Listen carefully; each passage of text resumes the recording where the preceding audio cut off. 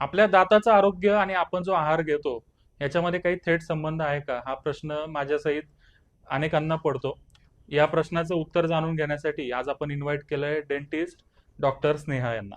त्यांना 9 वर्षाचा एक्सपिरियन्स आहे, त्यामुळे या विषयावर आपल्याला त्या योग्य प्रकारे मार्गदर्शन करू शकतील. हाच प्रश्न मला वारंवार विचारला गेलेला आहे आणि मी नेहमी सगळ्यांना सांगते की हो, थेट संबंध आहे.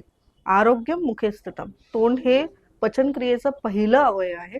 तिथून पचनक्रिया सुरू होते. नैसर्गिकरित्या लाळ तयार होणं आणि मिश्रण होणं आणि अन्न पुढे ढकललं जाणं.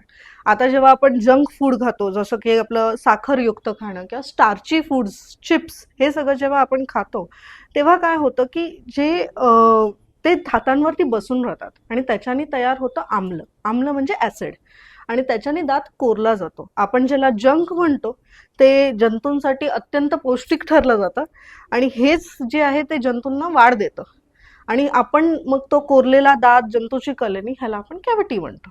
आता ह्याला टॅकल कसं करायचं, तर एकदम खाऊ नका हे तर कोणीच ऐकणार नाही. तर मग आपण टॅकल कसं करणार, तर वेळ ठरवूया. वेळ ठरवणार म्हणजे सूर्यास्तानंतर हे खाणं जरा कमी करायचं किंवा खायचंच नाही. सूर्यास्तानंतर साखरयुक्त, स्टार्ची फूड, जंक फूड हे खायचं नाही. दुसरी गोष्ट, रात्री ब्रश करणं, जे वारंवार सगळेच लोक तुम्हाला बोलत असतात, पण हे नियम म्हणून पाळा की रात्रीचं ब्रश करून झोपणं.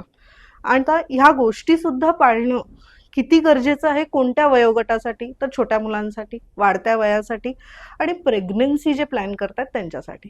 कारण की त्या स्त्रियांचं जे दातांचं आरोग्य आहे ते डायरेक्टली मुलांमध्ये ट्रान्सफर होतं आहे, जे आपल्याला नको आहे.